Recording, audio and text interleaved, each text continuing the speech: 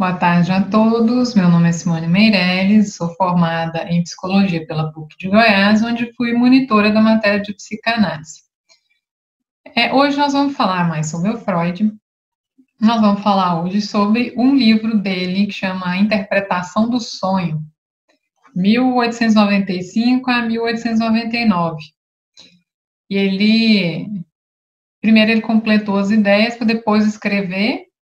Ele levou uns 2 anos escrevendo A Interpretação do Sonho. E é por causa desse livro que eu estou aqui hoje. Porque foi o primeiro livro que eu li do Freud. Na época eu fazia faculdade de jornalismo na UFG. E na biblioteca da minha mãe tinha A Interpretação do Sonho de Freud. Eu nunca tinha lido. Eu vou ler esse aqui. Vamos ver como é que é esse livro, né? E adorei. E a partir daí é que eu apaixonei no Freud e fui estudar. Terminei a faculdade de jornalismo e já fui logo para a faculdade de psicologia. Então, foi amor à primeira vista, né? E para o Freud também, porque é um dos livros preferidos dele. É considerado por consenso que é a maior obra que ele deixou, né? Ele mesmo falava, né? Uma percepção como essa ocorre apenas uma vez na vida. Então, é o livro mais conhecido e lido do Freud. É a obra mais original, porque trouxe conclusões novas e inesperadas. E tudo que é novo incomoda, né? E o Freud incomodou muito com esse livro. E tanto que foram, acho que, 600 exemplares vendidos só na época. E muitas críticas também. Só que para ele é a obra, né? É a maior obra que ele deixou. Eu tenho muito orgulho de ter deixado isso, né?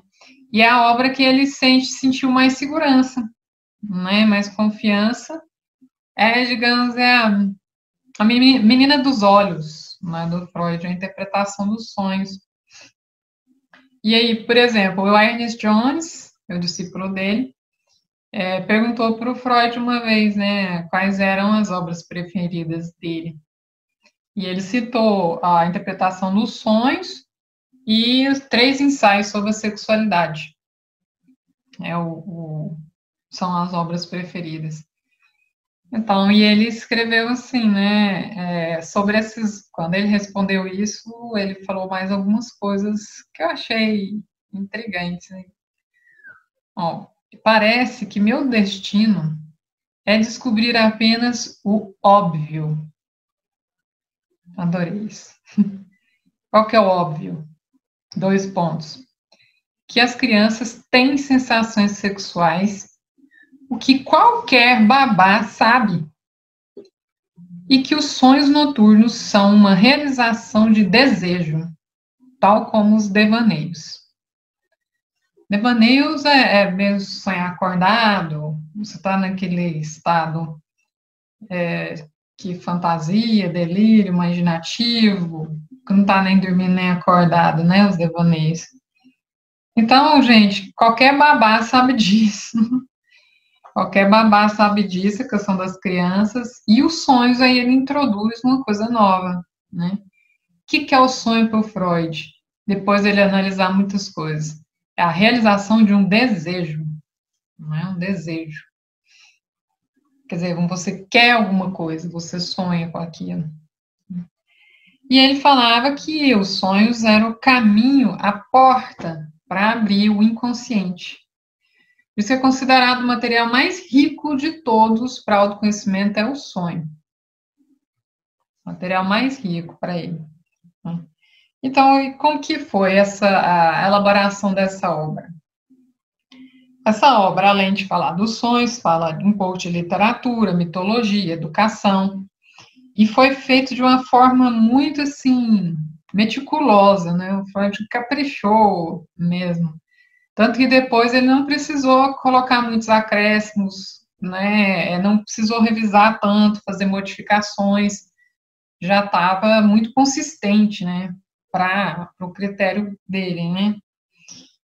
Então, Então, foi uma diferença de 3 anos entre ele fechar a ideia do livro e ele redigir. Então, ele redigiu só em 1899. E quando que surge o interesse do Freud pelos sonhos? E você também já teve interesse pelos seus próprios sonhos? Né? Quando que foi? Para o Freud foi desde pequeno, foi desde menino, né? Então, desde menino, ele sempre sonhou muito. Desde menino, ele levava os sonhos em consideração e anotava os sonhos.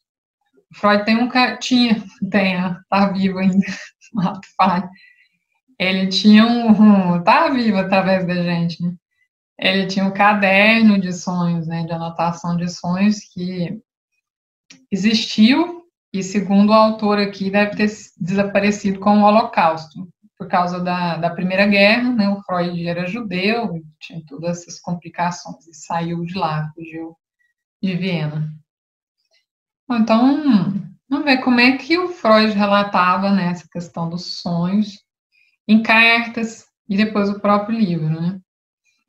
Primeiro, as curiosidades, né, para Marta, a noiva dele, né, o que ele, a mulher dele, o que ele escrevia, né, sobre os sonhos.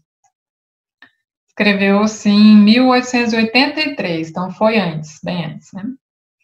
Na noite passada, sonhei de novo com viagem, dessa vez na Espanha. Vi o porto de Madrid e fiquei surpreso com o fato de o Manzanares ter tanta água. É um rio. Acredito que o Manzanares fosse realmente o Elba, outro rio. Sou um pouco supersticioso em relação a esses sonhos, já que até agora, a todo sonho de viagem, logo se seguiu uma viagem. Dessa vez, para onde será? E por quanto tempo? Algum de vocês já sonhou que ia viajar e depois viajou? Eu sonhei uma vez que eu fui para. Até escrevi isso, que eu fui para a França. E eu escrevi que eu ganhei a passagem de avião. Alguns meses depois, eu fui mesmo, né? Minha irmã me convidou, aí, em vez da passagem, eu ganhei foi a hospedagem. É legal umas coisas dessas, né?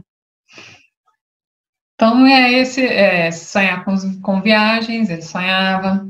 Ele também falou que existe um sonho dentro do sonho. Você sonhar, você está sonhando, mas aí passa na sua cabeça, no sonho, o que você está sonhando. Então, ele relatou para a Marta também um sonho que ele teve, um sonho mais nítido, que é quando ele caminhava por uma bela paisagem, 2 amigos dele encontraram com ele no sonho e perguntaram como ele havia chegado ali. Estavam espantados. Ao saber de sua caminhada, insistiram para que ele fosse para a cama. Por um momento, Freud achou que poderia estar sonhando, mas riu da ideia e se convenceu de que era realidade. Então, chegou bem perto, né, ele estava sonhando mesmo, mas o sonho, ele falou, não, isso aqui é realidade. Uma vez eu sonhei também, um sonho dentro do sonho, eu sonhei que eu dormi, é como se meu corpo tivesse saído e olhado para o meu corpo material em cima da cama, né? Aí eu olhei aquilo, eu falei, nossa, então eu tô sonhando? Eu fiquei espantado, porque aí eu sabia que eu estava sonhando, sabia que eu olhei para mim dormindo, mas era muito real, né? Era como se esse corpo que saiu e viu, o corpo que estava dormindo, ele era muito palpável, muito real, né? Aí eu pensei assim, nossa, que massa, é assim que funciona? Porque na minha cabeça era tipo sabe aquele filme Ghost, Fantasminha? Assim, você sai do corpo, aí o corpo que está na cama é bem palpável, né, de carne, osso e tudo, e aquele outro é um fantasminha, né, uma coisa meio assim, indefinida, mas não, eu olhei assim, nossa, Então, aqui, desse lado aqui, meu corpo ainda tá firme, parecendo de carne mesmo, né? Mas, enfim, eu sabia que eu estava sonhando. Aí, então, esse é o sonho dentro do sonho, né? O sonho dentro do sonho. Outro exemplo de sonho do Freud. Sonhos recorrentes que se repetem. Ele tinha um sonho que sempre se repetia. Aí, falando aqui para Marta. Na noite passada, sonhei que estava brigando com alguém por sua causa. Ei, paixão. E tive a sensação desagradável de estar paralisado justamente quando queria dar um murro. Com frequência sonho com isso. E ele ocorre no lugar do sonho em que eu ainda tenho que me submeter ao meu exame para obter título de médico. Obrigação que me atormentou durante anos. Então, ele meio que já deu uma interpretação aqui, né? Tipo, o que isso foi repetindo, né? Ele quis muito conquistar esse diploma dele de médico. Isso também tinha muito a ver com a vontade dele de casar com a Marta, de ter uma posição que já facilitasse, né, o casamento, ter o status ou financeiro, estar com ela, né, precisava desses títulos, né, tudo que ele lutou nessa época aí do início da carreira. E isso atormentava há anos, então ele sonhava repetidamente com isso também.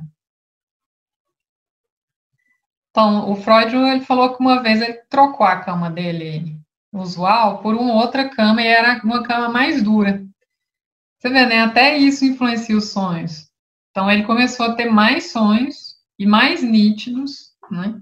E aí ele falava que nos primeiros 15 minutos, quando ele acordava, ele lembrava de todos os sonhos da noite. E escrevia os sonhos e tentava resolvê-los. Não é só escrever, né? Ele analisava, tentava ver o que aquilo ali queria dizer para ele, né? O que eu achei interessante, ele lembrava de todos, né? Eu faço isso à noite, até hoje, no começo da tarde, eu sei que eu sonhei alguma coisa, mas não lembrei. Mas à noite eu lembro, mas eu não lembro de todos, não. Aqui eu achei interessante essa palavra todos, né? Então, mas se a gente for praticando, lembrando, escrevendo, vai lembrando mais, né? E os primeiros 15 minutos, ou seja, assim, acho que nem 15 minutos comigo, se eu distrair uns 5 segundos, eu já não, quando eu acordo, eu já não lembro que eu sonhei, então tem que parar mesmo, concentrar para lembrar do sonho. Então, aí, fazendo essas análises todas, ele descobriu 2 fatores de origem do sonho. Necessidade de elaborar ideias que ele apenas abordara apressadamente durante o dia e que apenas foram tocadas e que, por fim, ele não se ocupou. Você já viram, assim, às vezes você está no dia a dia e você quer focar numa coisa, né, específica, não dá tempo, você tem que fazer outra, aí ignora aquilo, você tomou conhecimento, mas não aprofundou, parou o raciocínio ali. E aí, então, Freud vê que, às vezes, parou, mas continuou no sonho, né, algo que ele não prestou atenção, os sonhos passam a dar aquela, quase completar, né, o que precisava pensar sobre aquilo.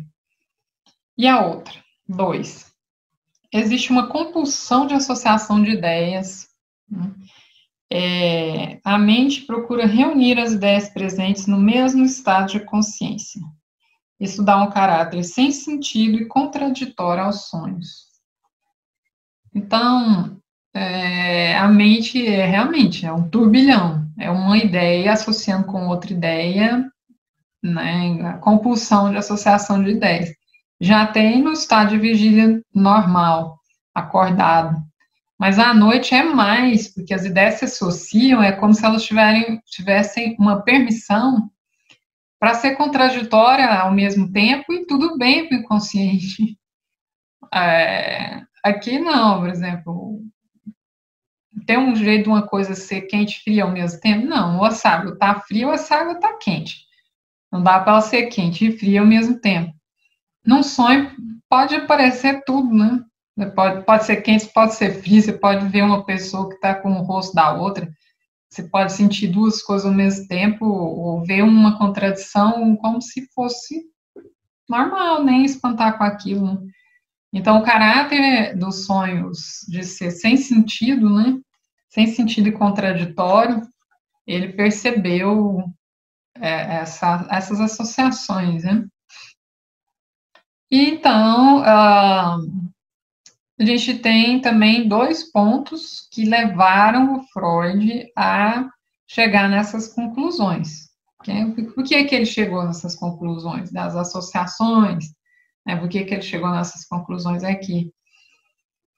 Primeiro, ele foi percebendo nos pacientes dele, né? Ele ia escutar o paciente e o paciente começava a associar ideia, e de repente os pacientes colocavam um sonho no meio. Né? Quem fez a análise já sabe como é que acontece isso. E aí colocava o sonho no meio e continuava associando ideias, né? Associando ideias. E aí ele achou isso interessante, de olha, isso aí tem uma coisa importante aí, né? Ele viu os relatos dos pacientes. E o outro ponto, aí veio das experiências psiquiátricas dele, né? Com estados alucinatórios nos psicóticos.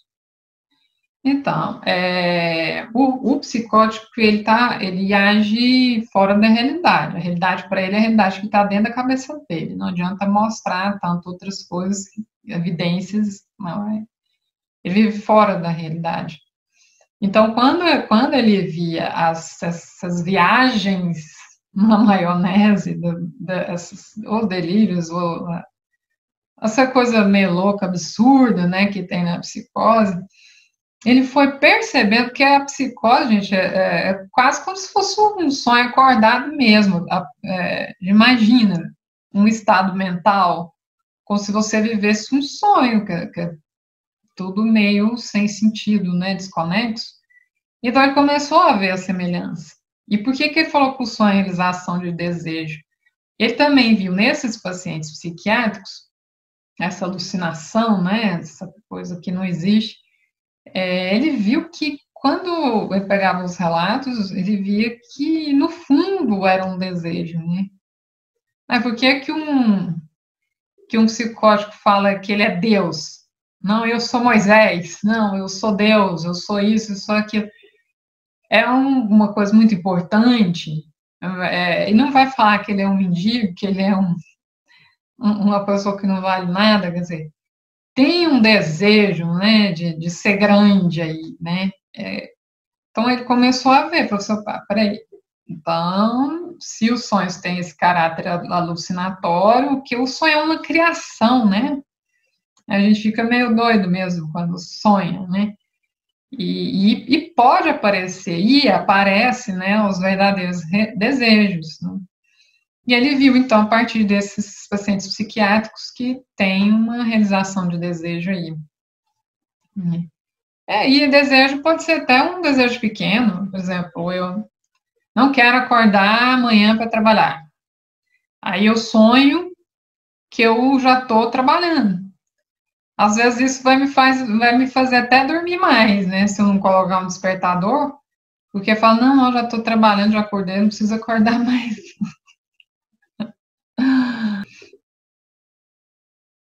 O sonho é a realização disfarçada de um desejo reprimido.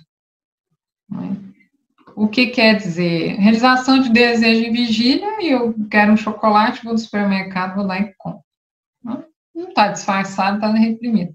Agora, o contexto do sonho, que é o contexto do inconsciente, o desejo, primeiro, já foi reprimido, tipo, se por alguma coisa da minha família ou por algum motivo comer chocolate, eu não aceito isso, eu vou reprimir esse desejo, e ele vai aparecer de outras formas, sei lá, disfarçadas, porque o ego, ele não quer lidar com o que é desagradável, né?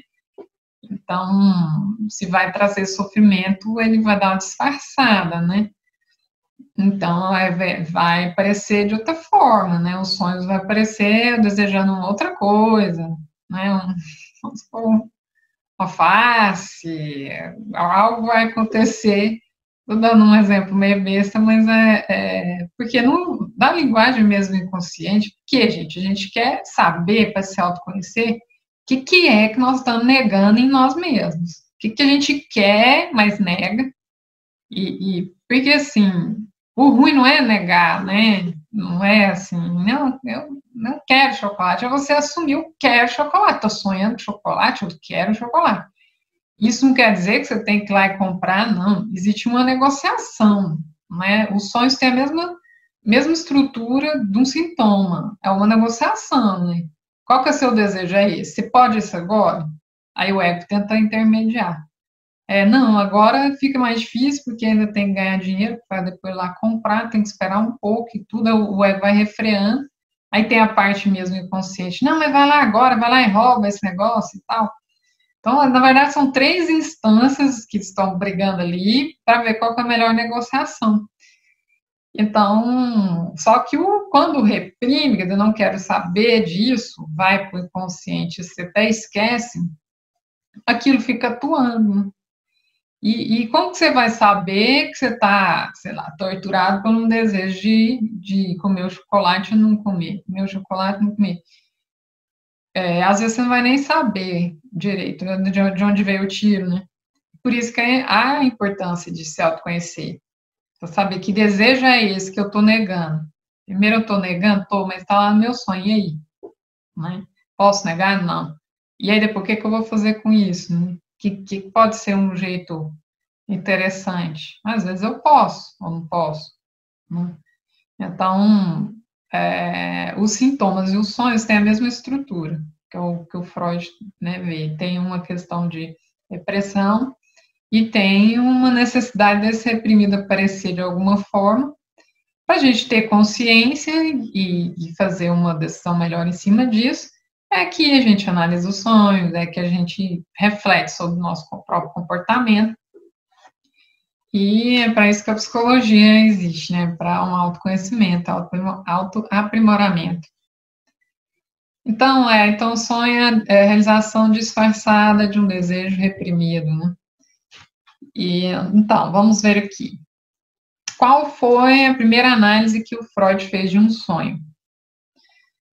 A primeira análise foi do sobrinho do Breuer, que era um amigo dele, né? Um mestre e amigo dele. 1895 foi a primeira análise de sonho publicada do Freud.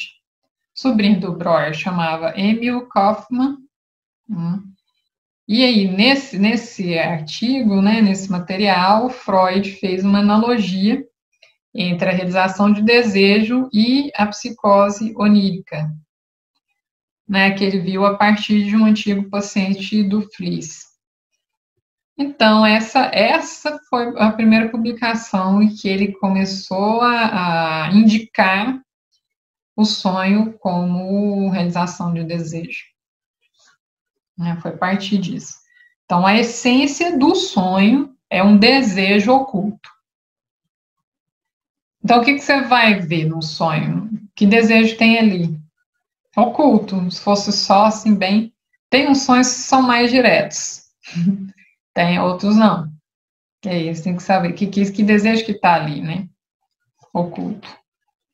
E aí, uma análise do próprio sonho do Freud, a primeira análise completa do próprio sonho do Freud, foi também em 1895, só que foi em 24 de julho, foi alguns meses depois dessa análise do sobrinho do Breuer.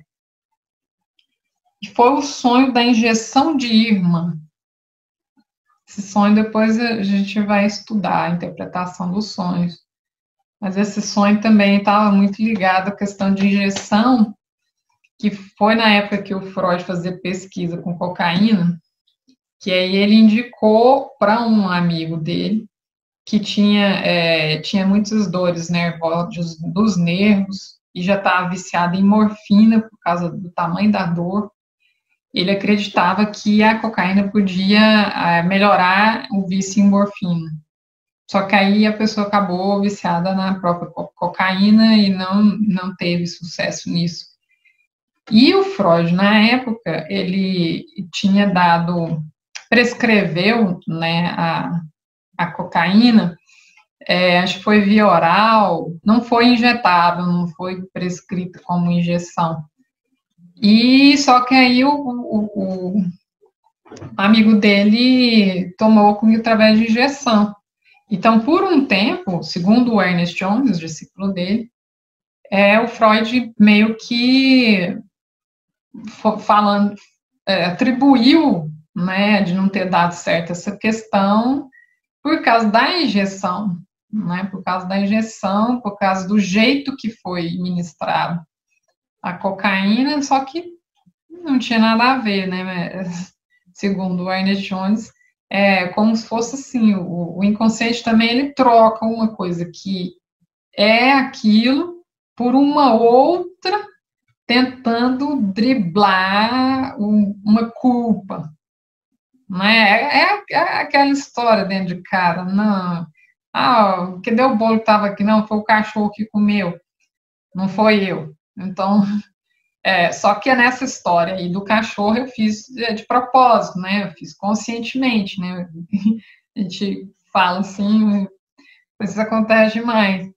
Você pode fazer conscientemente, mas pode ser inconsciente também, né? Igual o Freud, e ele gostava muito do amigo dele, né? Passou algumas noites em claro junto com ele, né? Vendo aquele sofrimento todo. Então, ele mesmo, o Ernest Jones fala que o Freud meio que deslocou essa culpa aí para cima da questão da injeção. Então, também tem isso consciente e inconsciente, né? Essa coisa de substituir uma coisa para o outro para amenizar. A gente tem isso e às vezes a gente substitui e ainda acredita naquilo. Não foi isso, foi outra coisa. E aí, para você ver como que é o trabalho de análise, parece que é uma arqueologia, né? Você vai pegando os fósseis ali, você vai pegando os indícios. Então, o Freud tinha que pegar um sonho e ver se aquilo ali era aquilo mesmo ou se tinha algo por trás, uma culpa que estava substituindo uma outra coisa. Então, não é fácil não, mas é muito fascinante, né? Também esse mundo. Então, o primeiro sonho completo que ele analisou foi esse, o sonho da injeção de ímã, 24 de julho de 1895. E tem uma parte interessante que ele escreve para o Fliess, isso, ficou muito contente de fazer essa análise. Ele escreve assim, né? Ele perguntou se o Fliess achava que algum dia haveria uma placa de mármore num determinado local lá de Viena, com inscrição: aqui o segredo dos sonhos foi revelado ao Dr. Sigmund Freud em 24 de julho de 1895. Aí, tem orgulho de ter descoberto, né? Aí, enfim, qual que é a conclusão, então? O motivo do sonho é a realização de um desejo, realização disfarçada de um desejo reprimido. Então, aí entra uma outra coisa que ele descobriu aqui na interpretação dos sonhos, que eu não sei se explica todas as neuroses, mas segundo ele é todas. Eu já vejo um jeito um pouco diferente, mas aí ele fala assim, que todos os sonhos são animados por raízes infantis de desejos inconscientes. Aí já acrescentou o infantil, porque para o Freud ele tem um período que ele fala assim, período pré-histórico da pessoa. Não é que é primitivo, não, ele coloca como se fosse do primeiro ano até os 3 anos de idade, então é bem a tenra infância ali mesmo. Então ele fala que esse período é o que mais vai influenciar Tem outros teóricos que falam até que antes disso, né, na própria barriga da mãe já tem estímulos que vão determinar muitas coisas que vão repetir na vida da pessoa para frente, né? Então ele fala que psicologicamente o sonho é a realização de um desejo, mas biologicamente o sonho deriva dos resíduos do período pré-histórico. Quer dizer, e que esse período de 1 a 3 anos, esses resíduos, eles são inconscientes e estão na origem de todas as psiconeuroses. Então, é como se a gente estivesse sonhando, mas sempre sonhando atrelado ao que aconteceu nesse período. Então, ele coloca, com desejo recente, só produz um sonho se em conexão com o material desse período pré-histórico. Então, desejo recente vai ser derivado do desejo pré-histórico ou consegue ser assimilado por um desejo pré-histórico. Não importa muito a ordem aí. Mas ele fala, né, que é como que o Freud ainda falava, quando a gente viu no outro vídeo, até a questão das estatuetas que ele colecionava no escritório, ele achava assim, ele falava do período pré-histórico da civilização, da origem das civilizações, que é a mesma coisa. E ele chegava falando assim, olha, só tem um desejo, o desejo ele é pré-histórico. Então ele está lá na origem, ele só vai modificando depois, né? Então, para ele, a questão do desejo vem dessa fase aí, né? E dessa fase aí entra um outro ponto, mais um ponto a ser acrescentado.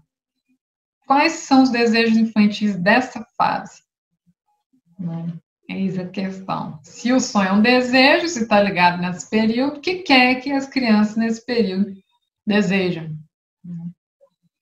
E, baseado na autoanálise que ele fez, depois da morte do pai dele, que começou a relembrar esse período também, né, e começou a descobrir o que estava substituindo o que no sonho, começou a chegar perto da verdade arqueológica das coisas. O que ele viu que é o desejo das crianças, e ele pôs como universal? É o complexo de Édipo. Então, no fundo, a criança quer o pai ou quer a mãe. Você pode ver a criancinha pequenininha demais, né? Se a mãe sai um pouquinho, acabou, já chora, quer minha mãe, então como que não é? Aqui é, então o que a criança quer? O pai ou a mãe, mais específica, normalmente troca, né? A filha o pai, a mãe, o filho a mãe, mas no começo é a mãe, né? Para os dois. Então, tem um desejo com conteúdos também sexuais, mesmo se for sublimado ou não, seja mamar ou uma coisa assim de contato de pele com os cuidadores, em relação a um dos pais, e a hostilidade e o ciúme em relação ao outro, né? Não, meu pai é meu, não é da minha mãe, não.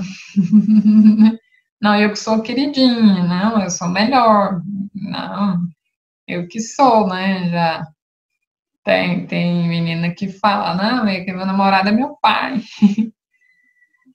A gente passa por isso. Até desquitar e tudo, e ter sua própria família. Então quais desejos infantis? O Édipo, né, ele entrou e chegou nessa questão do Édipo, até também para ele saber que a hostilidade dele, que esse ódio, né, que era contra o pai, ele também fez muitas substituições, botou outras pessoas para não falar que o ódio era em relação ao pai dele, para dar uma preservada, né, na relação com o pai, mas ele viu que, no fim das contas, pela análise dele, ele queria a mãe e tinha ciúme e ódio do pai. Até que, como a gente viu no outro vídeo, até que ele falou, meu pai é inocente. Na verdade, foi uma coisa minha, né, segundo aí que ele derrubou a teoria da sedução e falou que tem muita fantasia infantil nessas questões, né. Então, e aí dentro disso que ele descobriu, ele colocou uma espécie de esquema, né, para ele. Dentro do período pré-histórico, seria o seguinte: o que a criança viu, depois vai se tornar material para os sonhos, né? O que a criança ouviu vai dar origem a fantasias. Quer dizer, aí você já não está dormindo, você está acordado, fantasiando. E o que ela experimentou sexualmente é que vai dar origem às psiconeuroses. Então, isso foi o que ele viu, né, a partir do que ele pesquisou lá. Quando ele fala que os sonhos e os sintomas têm a mesma estrutura, que estrutura que é? Essa estrutura de ter um desejo agindo ali, um desejo que foi reprimido, que vai tentar agir de alguma forma, ou seja, disfarçar, vai se realizar. Esse desejo, ele não fica quieto debaixo do tapete do inconsciente, ele vai mexendo, ele quer ser realizado. Então, vai ser realizado de alguma forma. Ou vai virar um sintoma, ou então pode ser sublimado, né? Em vez de fazer aquilo, a pessoa vai fazer um esporte, vai fazer pintura, vai cantar, teve problema com a amamentação, a fase oral, que ele fala, né, que a libido está na boca, vai cantar, quer dizer, não completou alguma coisa, completa de um outro jeito. E aí quem fala que os sonhos, inclusive a censura nos sonhos é menor do que em vigília, mas o ego tem os mecanismos de censura aí nos dois níveis. Então, tem uma semelhança. E qual que seria a diferença, então, entre o sonho e sintoma?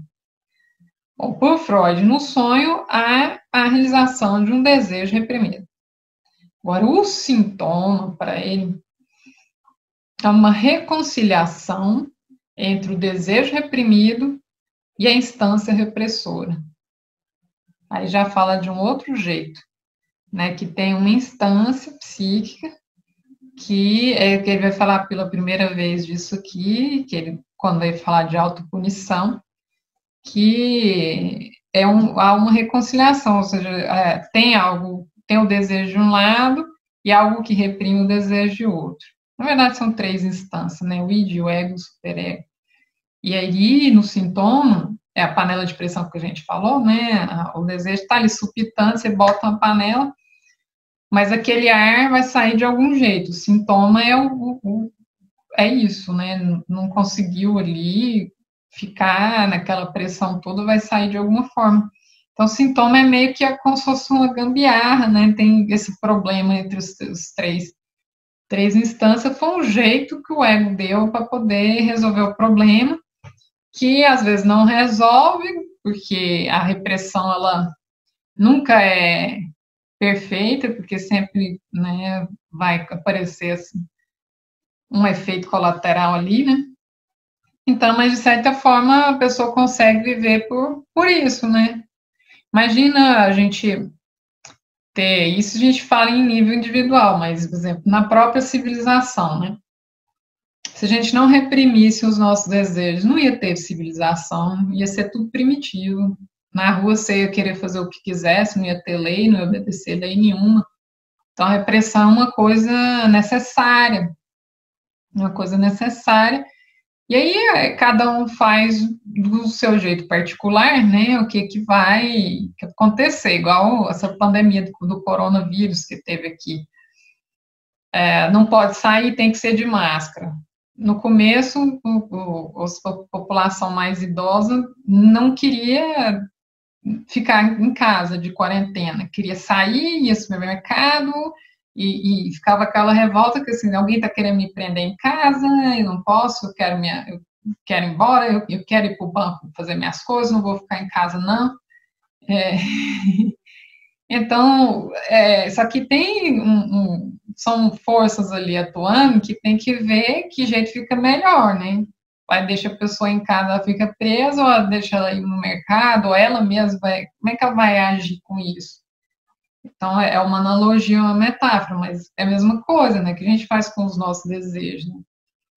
E é uma coisa que eu estava pensando assim, é uma coisa muito às vezes, é forte demais, né? Tem algumas pacientes histéricas do Freud que ela tinha uns sintomas no corpo terríveis, e eram com desejos, depois que foi analisado, desejos bobos, se a gente for ver. Só que não é bobo, né? No fundo, tem alguma coisa de sexualidade no meio, ainda mais naquela época. Tinha uma das pacientes, não lembro agora qual foi o caso, né? Mas as histéricas, normalmente, ela estava no pé do leito de alguém, né? Ou um pai que estava doente, que ia morrer, ou alguma coisa assim. Então, elas tinham que se dedicar muito a esse doente. Então, às vezes elas tinham fantasias, desejos, ou de não estar ali, ou de estar fazendo outra coisa. E se censurava. Não, não posso ter esse desejo, não. Nossa, a pessoa está doente, eu tenho que me ater a isso. Uma das coisas. Mas aí somatizava, aí dava sintoma. Teve um caso que eu li que era assim, inconscientemente a mulher tinha uma irmã e a irmã era casada e essa paciente tinha uma determinada atração pelo marido da irmã, né, pelo cunhado, digamos assim, mas nunca falou nada, né, cada um sabe os seus segredos, né, nunca fez nada com isso. Só que ela teve sintomas porque quando a irmã morreu, ela meio que se sentiu culpada, né, tipo assim, nossa, agora a irmã morreu, agora eu posso ficar com ele. Isso é como se fosse assim, sabe? Mas logo depois vem a instância de censura, não, isso é um horror, não vai fazer isso, dá aquele conflito, e daí gera o sintoma. Então, aí para você ver, pensa assim, nossa, mas que bobagem, ela pensou uma coisa, depois parou, não, esse negócio não tá certo e tudo, precisava formar um sintoma. Por isso, vai saber como que é a história da pessoa, né? Vai saber como que a sexualidade é dentro daquela família, dentro daqueles valores. Às vezes são coisas, né, que a gente não mede, porque cada mente tem a sua própria vivência, né? Vai dar um valor a uma coisa pequena ou uma coisa grande, isso aí vai depender mesmo da história da pessoa, né? Então, vamos continuar aqui. Então, a interpretação dos sonhos, ela foi realmente publicada em 4 de novembro de 1899. Só que o editor colocou na folha de rosto a data de 1900. Opa! Ele arredondou aí essa questão. Então, vendeu pouco, vendeu 600 exemplares em 8 anos. Freud foi ignorado, foi criticado. Ele ganhou no total de 500 florins, mais ou menos, que é uns $200, que poderia ser o quê? Mais ou menos R$ 1.000. Tinha ano que não vendia era nada da interpretação de sonhos. E tinham críticas pesadas, né? Até porque, quer dizer, tudo que o Freud fazia que era muito diferente, tudo que é novo, primeiro é criticado, né? Depois é valorizado. Então, algumas críticas terríveis, né? Por exemplo, em Viena, teve um professor que era assistente na clínica psiquiátrica que condenou a obra sem ler, porque os outros colegas falavam que não valia a pena nem ler. E ele foi dar uma vez uma palestra, uma conferência sobre histeria e falou para 400 estudantes. Falou bem assim, olha sacanagem. Vocês podem ver, falando sobre histeria, vocês podem ver que essas pessoas doentes têm tendência de descarregar suas mentes. Um colega nesta cidade aproveitou essa circunstância para construir uma teoria sobre esse fato simples, de modo a poder encher adequadamente os seus bolsos. Primeiro que ele não encheu bolso nenhum. Depois, porque não é uma ideia simplista, assim, só quem é histérica vai lá descarregar a mente, não era só isso, né?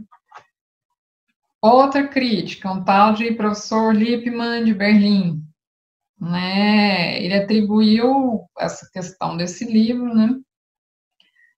Falou que os pensamentos imaginativos de um artista haviam triunfado sobre o investigador científico,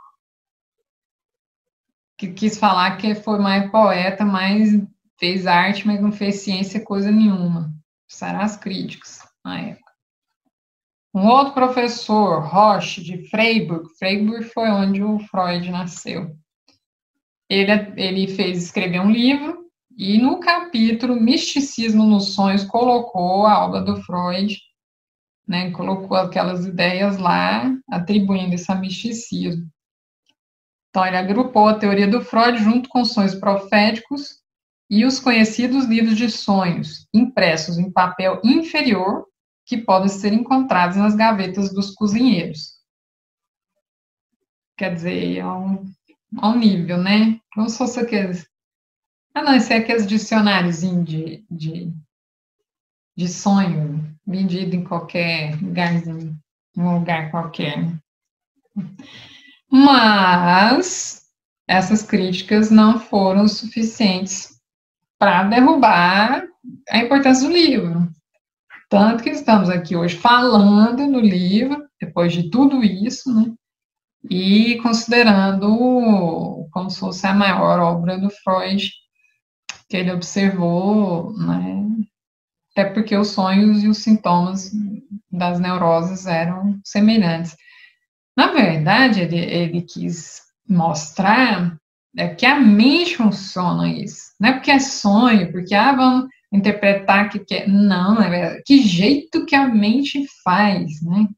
Inclusive, muitas coisas dentro do sonho pode acontecer na realidade. Você pode associar duas coisas dentro do... Você pode sonhar uma pessoa que são duas. Você fala, não, eu sonhei com fulano, mas ele também quer dizer o outro, Beltrano. Mas muitas vezes a vigília na nossa mente também funciona assim. Por que a gente vai chamar uma pessoa de um nome, fulano chama de Sebastião, você vai chamar ele de Mário? Você não fez uma junção aí? Aí resta analisar por que o Sebastião foi chamado de Mário. Às vezes a pessoa que fez isso, não, isso aí não é a grande crítica que eles colocam, né? Não tem nada não, isso aí foi porque eu esqueci mesmo. Não, gente, para o Freud é assim, todo lapso, se você for olhar, tem uma historinha aí, né? Quem que é o Sebastião? Quem que é o Mário? Por que ele pôs o Mário no lugar dele, né? O que tem aí, né? É muito bom esse negócio. É muito bom isso, adoro. Então, aí, por último, esse capítulo, o Ernest Jones coloca que teve a interpretação do sonho, que foi o livro. Depois, o Freud pegou um caso clínico da Dora, que era uma paciente de 18 anos, e o Ernest Jones quis falar assim, que o caso Dora é um desdobramento, é a continuação da interpretação dos sonhos, porque lá tem dois sonhos que são analisados, é como se ilustrasse, né, a teoria dos sonhos com esses dois exemplos de sonho que justificavam os sintomas da Dora na época. Então, nós vamos estudar tudo isso. O carro-chefe vai ser a interpretação dos sonhos, depois que a gente vê a biografia, nós vamos pegar a interpretação dos sonhos, o caso Dora, e vamos ver se a gente analisa os nossos sonhos, né? Para ver qual o desejo que está ali, né?